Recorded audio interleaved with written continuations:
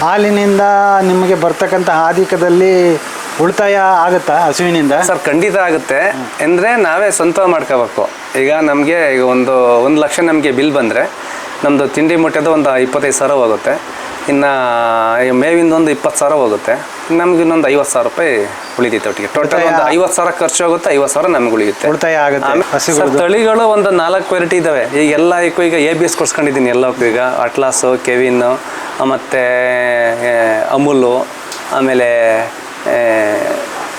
ಇನ್ನೂ ಒಂದು 2-3 ತಳಿಗಳ ಕೊಡ್ಸ್ಕೊಂಡಿದ್ದೀನಿ ಸರ್ ಒಟ್ಟಿಗೆ. ಅದನ್ನು ಈಗ ಡೆವಲಪ್ ಈಗ ಯಾಕೆಂದರೆ ನಾವೀಗ 2 ಲಕ್ಷ 3 ಲಕ್ಷ ಕೊಟ್ಬಿಟ್ಟು ನಮಗೆ ಪಂಜಾಬ್ಗೆ ಹೋಗಿ ತರೋಕ್ಕೆ ದುಡ್ಡು ಇಲ್ಲದೆ ಇರೋದ್ರಿಂದ ಈಗ ನಮ್ಮ ಸ್ಥಳೀಯವಾದ ಬ್ರೀಡ್ಗಳಿಗೆ ABS ಬ್ರೀಡ್ಗಳ ಕೊಡಿಸ್ಕೊಂಡು ನಾವು ಅಭಿವೃದ್ಧಿ ಮಾಡ್ಕೋಬೇಕು ಅಂತೇಳಿ ಒಂದು ಸಣ್ಣ ಮಟ್ಟದಲ್ಲಿ ನಾವು ಶುರು ಮಾಡ್ಕೊಂಡಿದ್ದೀವಿ ಸರ್. ನಾವು ಟ್ರೈನಿಂಗ್ ಇಲ್ಲ ಏನೂ ಇಲ್ಲ ಸರ್. ನಾವು ನ್ಯಾಚುರಲ್ಲಾಗಿ ಕೊಡ್ಕೊ ಹೋಗ್ತಾ ಇದ್ದೀವಿ. ನಾವು ಒಣ್ಣುಲ್ಲಿಂದ ಹಿಡಿದು ಪ್ರತಿಯೊಂದು ತಿನ್ನಿಸ್ತೀನಿ ನಾನು. ಹೆಂಗೆ ಅಂತಂದರೆ 1 ಟೈಮು ಶೈಲೇಜ್ ಕೊಡ್ತೀನಿ, 1 ಟೈಮು ರಾಗಿ ಹುಲ್ಲು. ನಾವೇ ರಾಗಿ ಬೆಳೆಯೋದ್ರಿಂದ ನಾವು ವರ್ಷಕ್ಕೊಂದು 10 ಚೀಲ ರಾಗಿ ಬೆಳ್ಕೊತೀವಿ. ಅದೇ ಒಂದೂವರೆ ಟ್ರ್ಯಾಕ್ಟರ್ 2 ಟ್ರ್ಯಾಕ್ಟರ್ ಹುಲ್ಲಾಗುತ್ತೆ ನಮಗೆ. ಹಂಗಾಗಿ ನಾವು 1 ಟೈಮು ಒಣ್ಣುಲ್ ಕೊಡ್ಕೊತೀನಿ.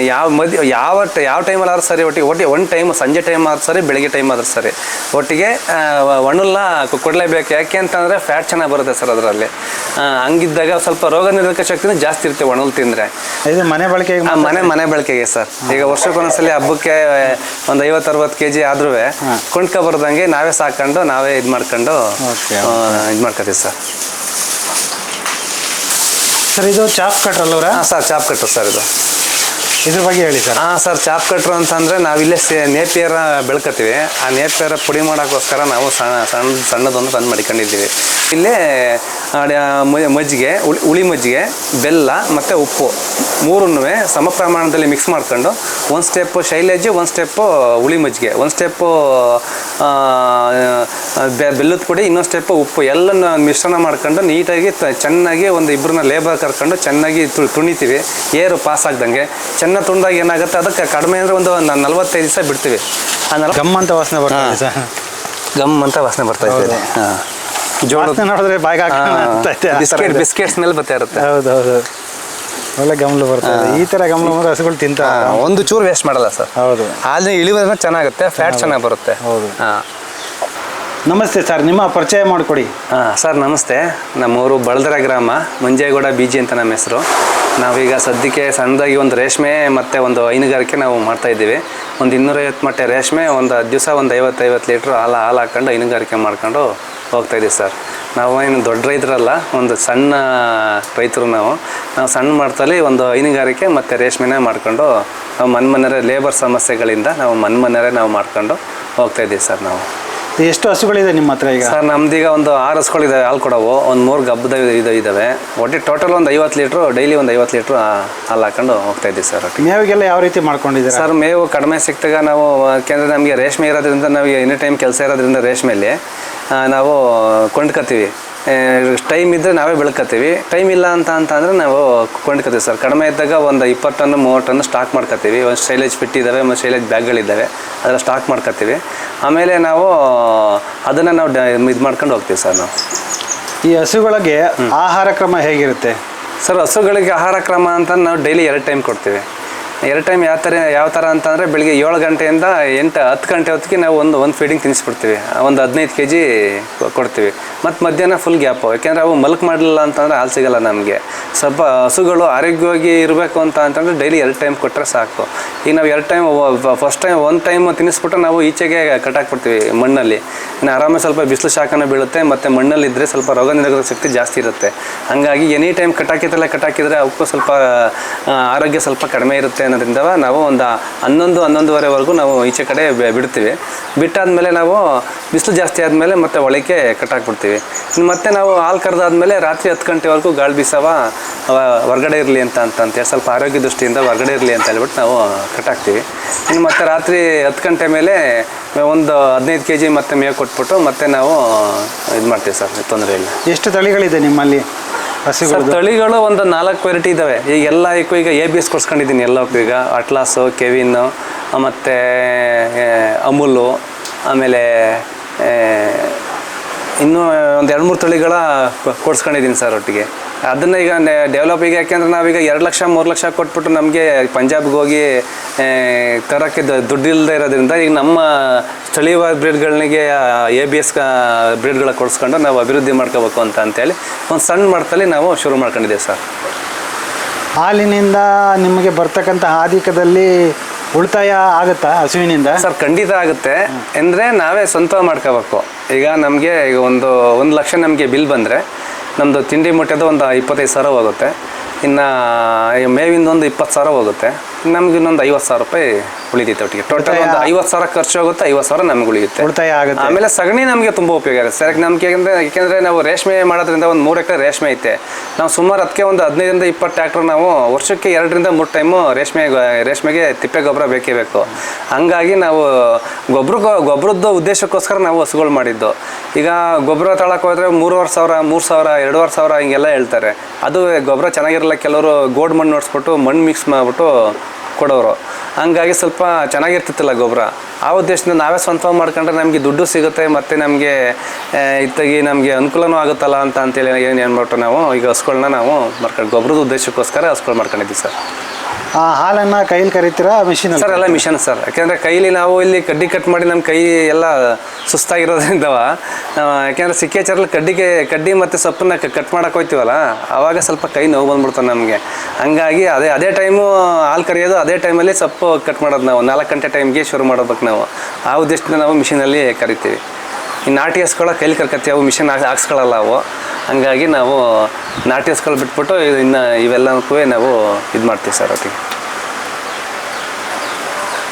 ಈ ಕರುಗಳು ಹಸುಗಳು ಅಂದರೆ ಈ ಕರುಗಳನ್ನು ಸಾಕಬೇಕಾದ್ರೆ ಏನಾದರೂ ಟ್ರೈನಿಂಗ್ ಏನಾದರೂ ಮಾಡ್ಕೊಂಡಿದ್ರೆ ಯಾವ ರೀತಿ ಬಂತು ಸರ್? ಯಾವ ಟ್ರೈನಿಂಗ್ ಇಲ್ಲ, ಏನೂ ಇಲ್ಲ ಸರ್. ನಾವು ನ್ಯಾಚುರಲ್ಲಾಗಿ ಕೊಡ್ಕೊ ಹೋಗ್ತಾ ಇದ್ದೀವಿ. ನಾವು ಒಣ್ಣಲಿಂದ ಹಿಡಿದು ಪ್ರತಿಯೊಂದು ತಿನ್ನಿಸ್ತೀನಿ ನಾನು.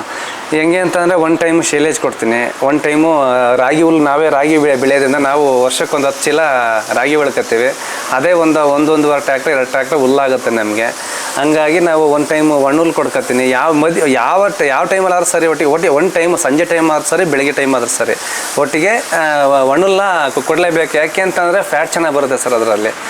ಹಂಗಿದ್ದಾಗ ಸ್ವಲ್ಪ ರೋಗ ನಿರೋಧಕ ಶಕ್ತಿನೂ ಜಾಸ್ತಿ ಇರುತ್ತೆ ಒಣ್ಣುಲ್ ತಿಂದರೆ. ಹಂಗಾಗಿ ಎನಿ ಟೈಮ್ ಶೈಲೇಜ್ನೇ ಹಾಕ್ಬಾರ್ದು, ಎನಿ ಟೈಮ್ ಒಣ್ಣುಲ್ನೇ ಹಾಕ್ಬಾರ್ದು. ಎಲ್ಲನೂ ಮಿಶ್ರಿತವಾಗಿ ಹಾಕ್ಕೊಂಡ್ರೆ ತುಂಬ ಅನುಕೂಲ ಆಗುತ್ತೆ. ಹಾಲಿನ ಇಳುವರಿನೂ ಜಾಸ್ತಿ ಆಗುತ್ತೆ. ಹಂಗಾಗಿ ನಾವು ಅದು ಇದು ಅನ್ನೋ ನಾವು ಹೈಟೆಕ್ಕಾಗಿ ಏನು ಮಾಡ್ತಿಲ್ಲ ಸರ್. ನಾವು ಅದು ಈಗ ಕೋಳಿಗಳನ್ನು ಬೇರೆ ಸಾಕಿದ್ದೀರಾ? ಹಾಂ ಸರ್, ಒಂದು 8 ವೆರೈಟಿ ಕೋಳಿಗಳಿದ್ದಾವೆ. ಬ್ರಹ್ಮ, ಪೊಲಿಶ್ ಕ್ಯಾಪು, ಆಮೇಲೆ ಪರ್ಷಿಯನ್ ವೈಟು, ನಾಟಿ ಕೋಳಿ, ಸುಮಾರು ಜಾತಿ ಇದ್ದಾವೆ. ಇನ್ನು ಒಂದು ನಾಟಿ ವಾತ ಮತ್ತು ಒಂದು 2 ಇದನ್ನ ಆಡುಗಳನ್ನ ಸಾಕೊಂಡಿದ್ದೀವಿ ಸರ್. ಇದು ಮನೆ ಬಳಕೆಗೆ? ಮನೆ ಬಳಕೆಗೆ ಸರ್. ಈಗ ವರ್ಷಕ್ಕೊಂದ್ಸಲಿ ಹಬ್ಬಕ್ಕೆ ಒಂದು 50-60 kg ಆದ್ರೂ ಕೊಂಡ್ಕೊಬರ್ದಂಗೆ ನಾವೇ ಸಾಕೊಂಡು ನಾವೇ ಇದು ಮಾಡ್ಕೊಂಡು ಇದು ಮಾಡ್ಕೊತೀವಿ ಸರ್.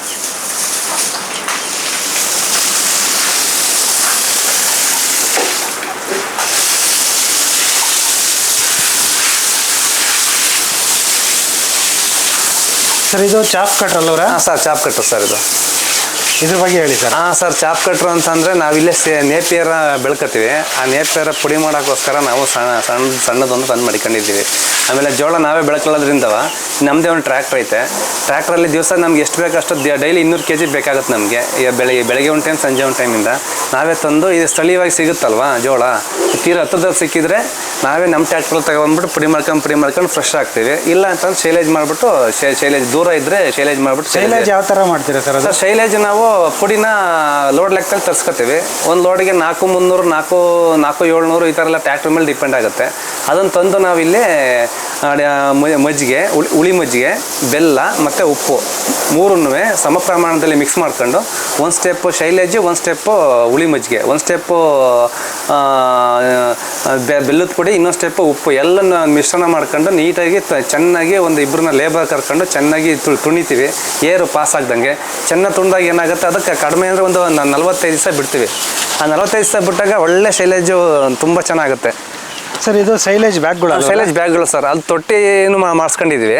ಆ ತೊಟ್ಟಿ ಖಾಲಿ ಆಗಿದ್ರಿಂದ ಮತ್ತಿನ್ನ ಇದನ್ನ ಈ ಥರ ಬ್ಯಾಗ್ ಮಾಡಿಬಿಟ್ಟು ಏರ್ ಪಾಸ್ ಆಗ್ದಂಗೆ ದಾರ ಕಟ್ಟಿ ಈ ಥರ ಹಿಂಗೆ ಸೇಫ್ಟಿಗೆ ಮುಚ್ಚಿಬಿಡ್ತೀವಿ. ಏರ್ ಪಾಸ್ ಆಯಿತು ಅಂತಂದರೆ ಬೂಸ್ಟ್ ಬಂದ್ಬಿಡುತ್ತೆ ಸರ್. ಈಗ ದಾರ ಕಟ್ಬಿಟ್ಟು ಈ ಥರ ಟಾರ್ಪಲ್ ಕಟ್ಬಿಟ್ಟು ಇದು ಮಾಡಿದರೆ ಏರ್ ಪಾಸ್ ಆಗಲ್ಲ, ತುಂಬಾ ಚೆನ್ನಾಗಿರುತ್ತೆ. ಎಷ್ಟು ಟನ್ ಇದೆ ಸರ್ ಅದರಲ್ಲಿ? ಸರ್ ಇದು 3 ಟನ್ ಬರುತ್ತೆ ಸರ್. ಇದು 3 ಟನ್. ಇದು 3 ಟನ್ನು, ಅವು 2 ಟನ್ನು, ಇವೆಲ್ಲವ 1.5 ಟನ್ ಸರ್ ಇವೆಲ್ಲ. ರಾಗಿ ಹುಲ್ಲನ್ನ ಸರ್ ಇದು ರಾಗಿ ಹುಲ್ಲನ್ನ ಸೇವ್ ಮಾಡ್ಕೊಂಡಿದ್ದೀನಿ. ಯಾಕೆ ಅಂತಂದ್ರೆ ಮಳೆಗಾಲದಲ್ಲಿ ಇನ್ನ ಮೇವಿನ ಸಮಸ್ಯೆ ಸ್ವಲ್ಪ ಉದ್ಭವ ಆಗಬಾರ್ದಲ್ಲ, ಇನ್ನು ಆಮೇಲೆ ಒದ್ದಾಡಕ್ಕಾಗಲ್ಲ ಅಂತೇಳಿ ನಾವು ಟಾರ್ಪಲ್ ಮುಚ್ಚಿ ಅದಕ್ಕೆ ಸೇಫ್ಟಿ ಮಾಡ್ಕೊಂಡಿದ್ದೀನಿ ಮಳೆಗಾಲದಲ್ಲಿ. ಸೈಲೇಜ್ ಮಾಡ್ಕೊಂಡಿದ್ದೀರಾ? ಸೈಲೇಜ್ ಮಾಡ್ಕೊಂಡಿದ್ದೀವಿ ಸರ್. ಅದು ಸೈಲೇಜ್ ಗುಂಡಿನ ಅಲ್ಲ ಸರ್, ಅದು ಕೋಳಿಗಳಿಗೆ, ಕೋಳಿಗಳದು ಮತ್ತೆ ಆ ಕಡೆಯಿಂದ ಆಡಿಂದು ಚಿಕ್ಕದಾಗಿ ಮಾಡ್ಕೊಂಡಿದ್ದೀವಿ ಸರ್. ಬರ್ತಂತಲ್ಲಿ ನೀಟಾಗಿ ಮಾಡ್ಕೊಂಡಿದ್ದೀವಿ.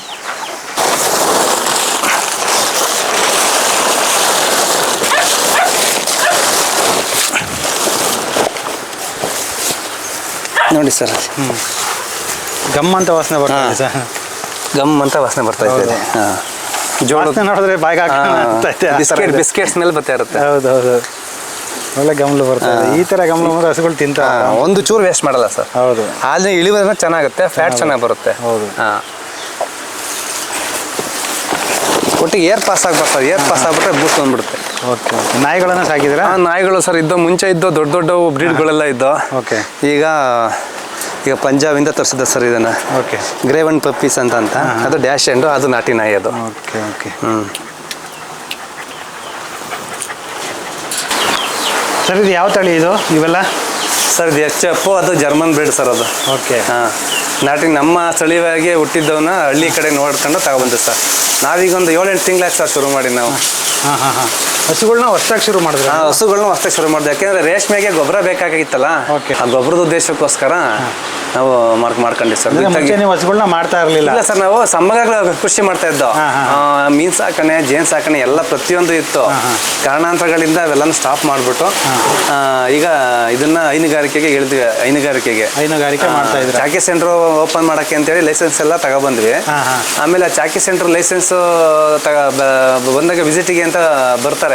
ಆ ಬಂದಾಗ ಸ್ವಲ್ಪ ಅದು ಹಂದಿ ಸಾಕಣೆ ಎಲ್ಲ ಇತ್ತಲ್ಲ, ಸ್ವಲ್ಪ ಇನ್ಫೆಕ್ಷನ್ ಜಾಸ್ತಿ ಆಗುತ್ತೆ ಅಂತೇಳಿ ಅವ್ರು ಇದು ಮಾಡಿದ್ರು, ಲೈಸೆನ್ಸ್ ಕ್ಯಾನ್ಸಲ್ ಮಾಡ್ತೀವಿ, ಈ ಥರ ಎಲ್ಲ ಮಾಡಬಾರ್ದು, ಸಮಗ್ರ ಕೃಷಿ ಮಾಡಬಾರ್ದು ನೀವು. ಇಲ್ಲ ಲೈಸೆನ್ಸ್ ಬೇಕು, ಚಾಕಿ ಸೆಂಟರ್ ಮಾಡಬೇಕು ಅಂತ ಅಂದ್ರೆ ನೀವು ಇದು ಮಾಡಿ. ಚಾಕಿ ಸೆಂಟರ್ ಅಂದ್ರೆ ಅದೇ ರೇಷ್ಮೆ ಮರಿನ ಚಿಕ್ಕದನ್ನ 9 ದಿವಸ ಡೆವಲಪ್ ಮಾಡಿ ಕೊಡೋದು. ಓಕೆ, ನೀವು ಅದು ಪ್ರೊಡಕ್ಷನ್ ಮಾಡಿ ಕೊಡ್ತೀರಾ?